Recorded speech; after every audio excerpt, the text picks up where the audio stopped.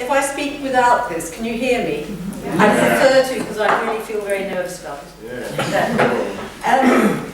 First of all, I'd just like to, us London lefty liberals, while we may have kicked things off, we do have to give credit to Huddersfield, because Huddersfield has been the one who actually got the sort of website and the newsletter going. So without Huddersfield, we might not reach so far.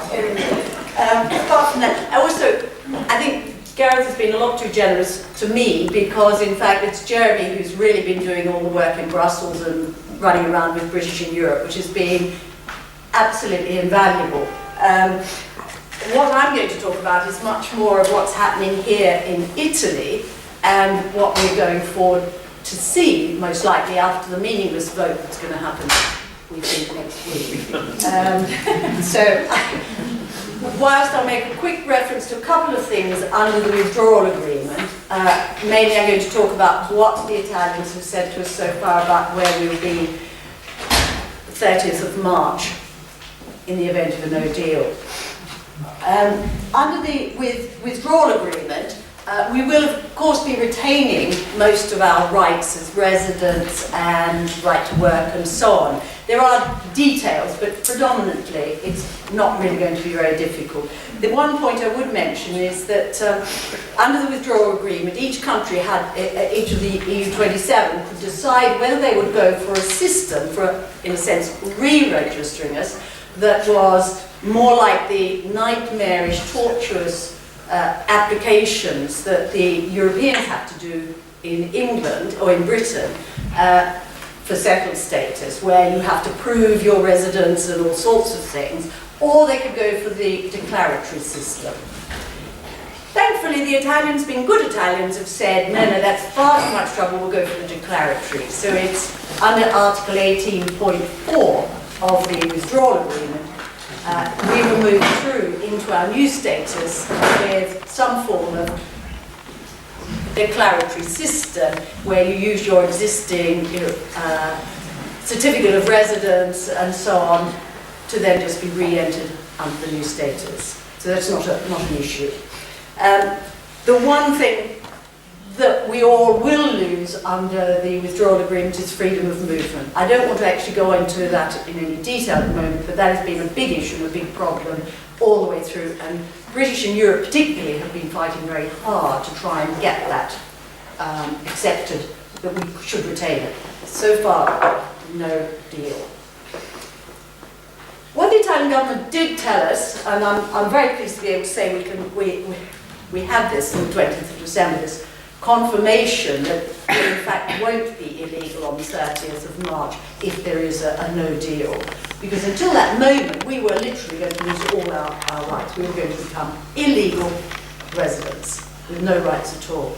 So I'm pleased to say that this is a very different talk from the last one we gave, which was before the 20th of December, when I just gave this list and watched people's faces just fall to the floor, as they realised that everything was going to fall apart. Anyway, hopefully it isn't. They have said, which is in a sense obvious, that we will all become third country nationals.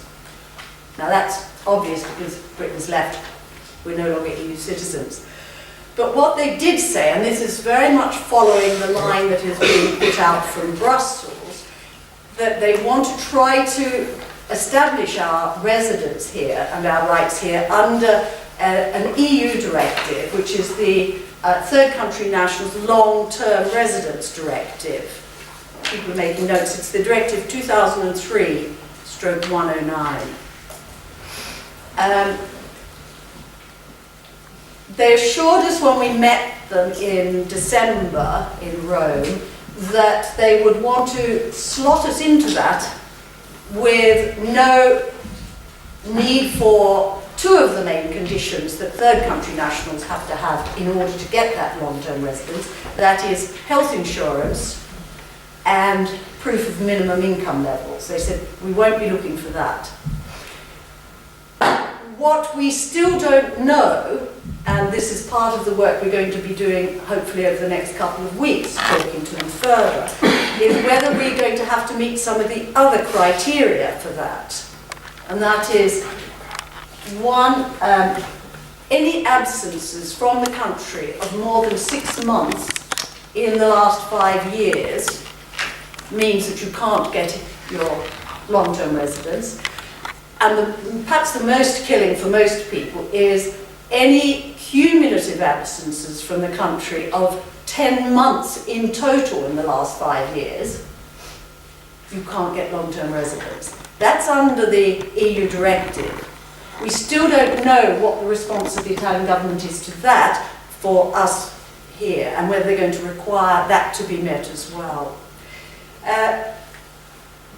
The other aspect that is quite difficult to understand is how they're going to slot people into this long-term residence directive, when that is, strictly speaking, for people who have got legal residence for 5 years and meet the various criteria.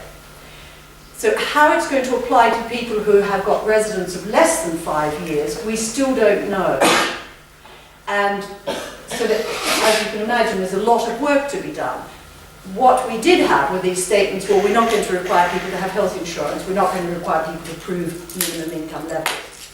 But precisely how it matches with that directive is yet to be worked out. The other aspect that is also quite tricky, in a sense, is that they kept reassuring us that they want to make our new status, our new rights, to replicate as far as possible our rights in the withdrawal agreement. Now, those two, the long-term residence directive for third country nationals and the withdrawal agreement rights, do not sit easily together. And it is very difficult yet to understand quite how they're going to try to slot these in together.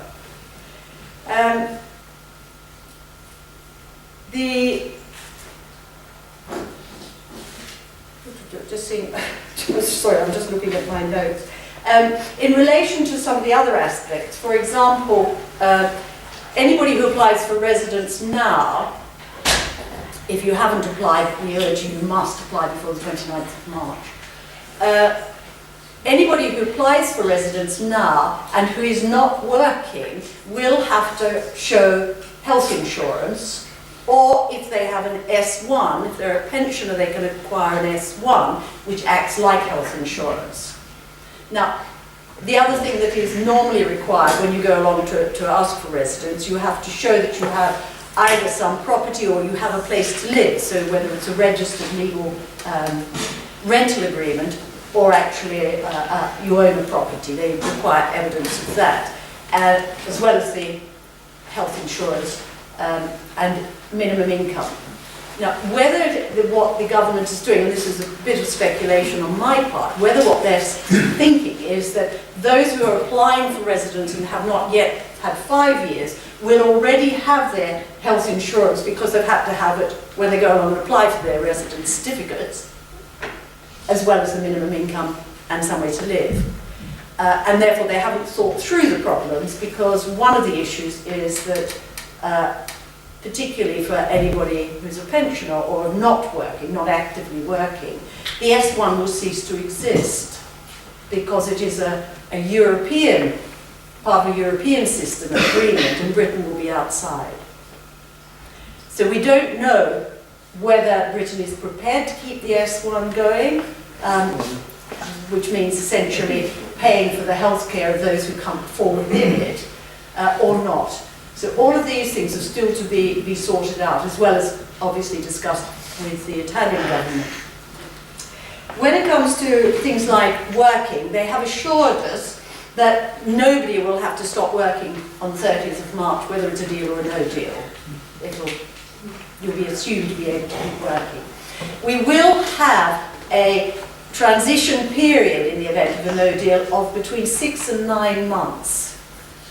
In order for them to both get their laws in place here and systems established in the local comune, etc., in order to re-register us.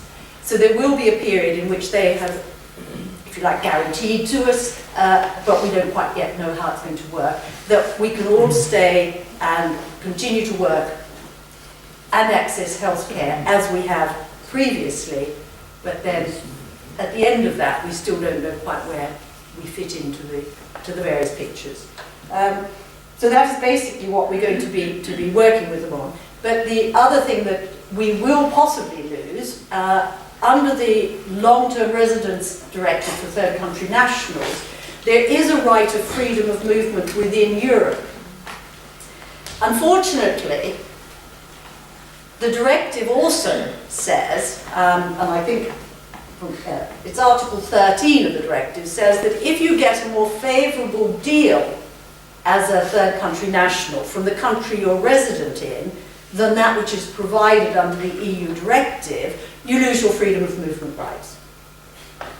So it's kind of double whammy. Whichever way we go, we're losing freedom of movement, it seems, because if they slot us in and say you don't have to meet these and these and these conditions for the long-term residence directive, then we're outside the right to freedom of movement. So that's another aspect that we're going to need to be working on. But hopefully, some of this will improve as we keep working with the Italian government on those things. There was something else I was going to say. Well, it's just one point we can add. Oh, okay. Because it's just raised, yes, I don't know if everybody understands what freedom of movement means. It's the right to move and be resident and work in another EU country. No, it's not about holidays or going on an extensive sabbatical. It's actually about moving to another country to live and work and so on. Which does exist as a right for long-term residents, third country nationals, so long as they don't get this extra favourable treatment. So again, whether we can try and negotiate over this it really probably require individual European countries to decide to come together and say, all right, well, we'll grant it to people in your country if you grant it to us, kind of thing. Or if we can still keep the pressure up on Brussels to move that forward. We just don't know. No, it's okay. Citizenship. No, I'll do that. Very brief on citizenship would be helpful. Okay.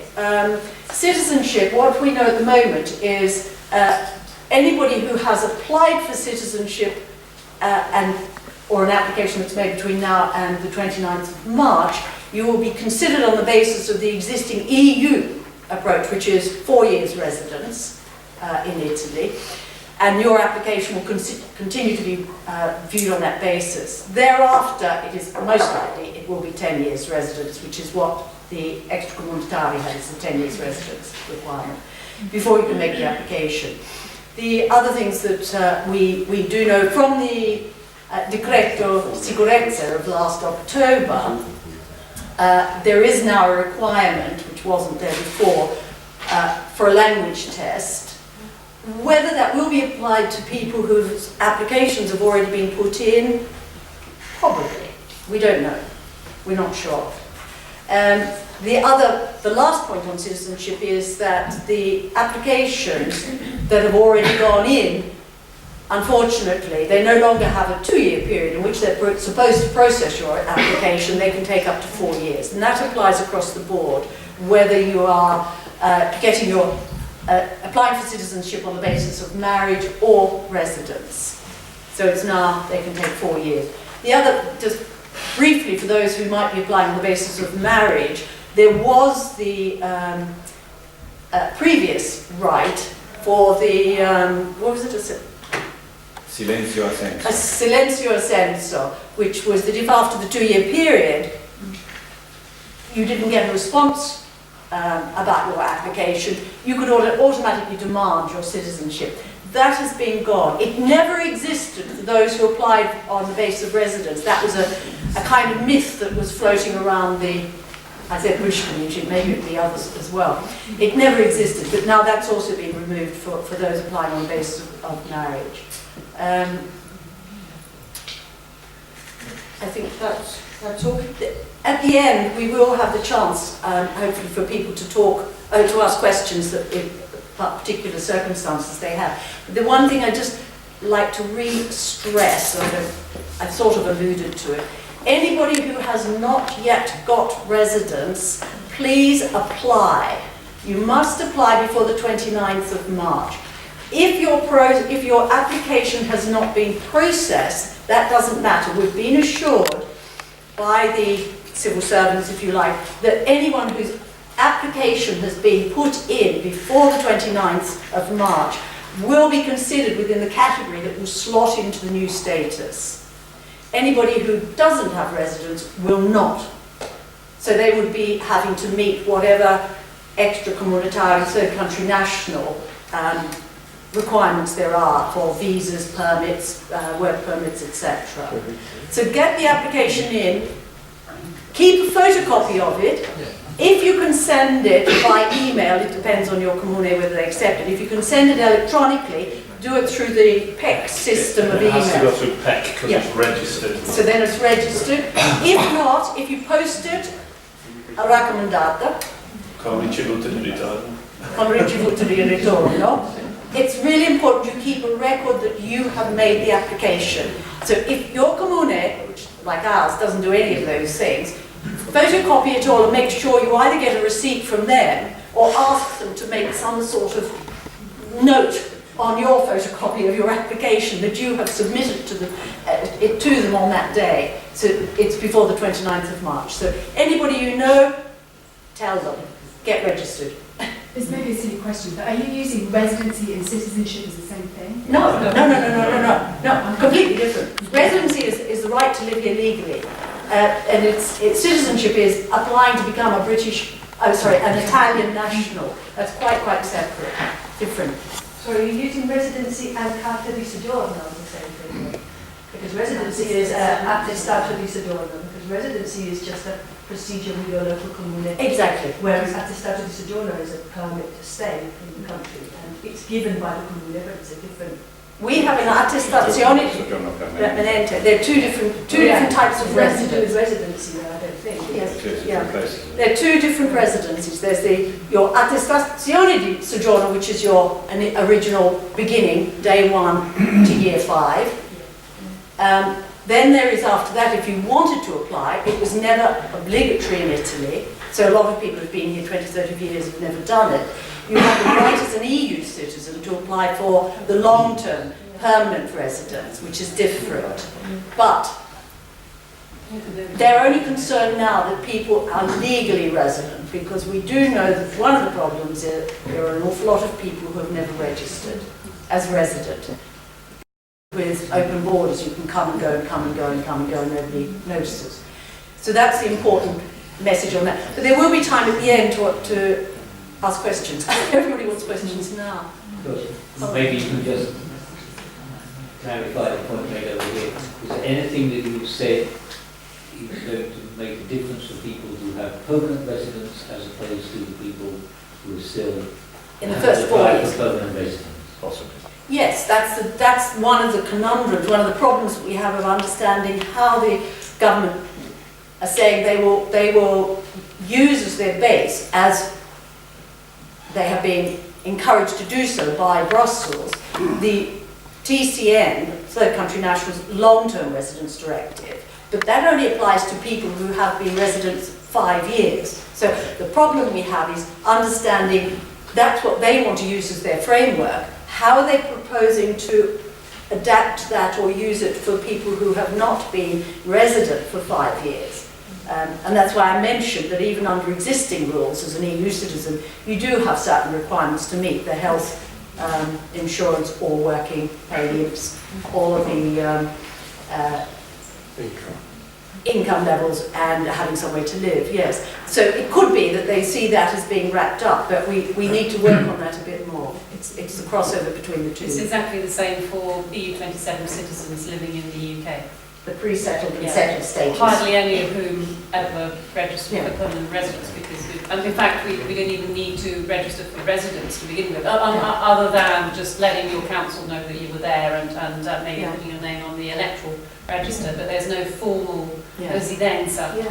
That's the whole massive problem in the UK. Yeah. I think I suggest we move on and take more questions at the end. Okay, I'm going to talk about